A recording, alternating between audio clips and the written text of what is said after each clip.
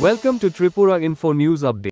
The body of Brajlal Das was recovered today after he drowned in the Gomti River while fishing yesterday. Listen what SP said about the incident. ছিল ঘটনাটা গতকাল 6/6/2025 তারিখে দুপুর আনুমানিক 12টা 12:30 এর মনে ওই ব্যক্তি নাম হইল বজলাল দাস নামে এক ব্যক্তি মাছ ধরতে গেছিল নদীর পার বসে দিয়ে। তারপরে প্রায় 2টা-2:30টার দিকে এক ভদ্রলোক দেখতে পাইছে নদীর ওই পার থেকে যে সে নাকি নদীতে জলে পড়ে গেছে।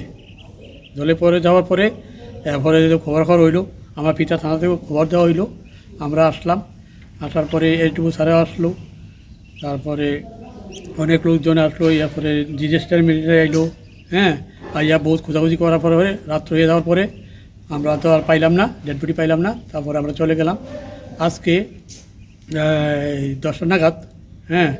প্রায় যেখানে বসি ভাই ছিল এখান থেকে প্রায় 1.5 কিলোমিটার দূরে একটা বার্জারের মধ্যে হ্যাকে পা উঠানো অবস্থা, মানে ভাসা অবস্থায় দেখা গেছে, পাবলিক দেখছে। তাই খবর পাইয়া আমরা গেলাম।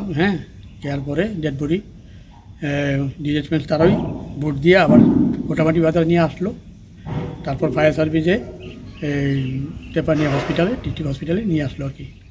এখন তারপরে আমাকে খবর দিল ওটা পোস্টমর্টমের জন্য যাওয়ানোর জন্য।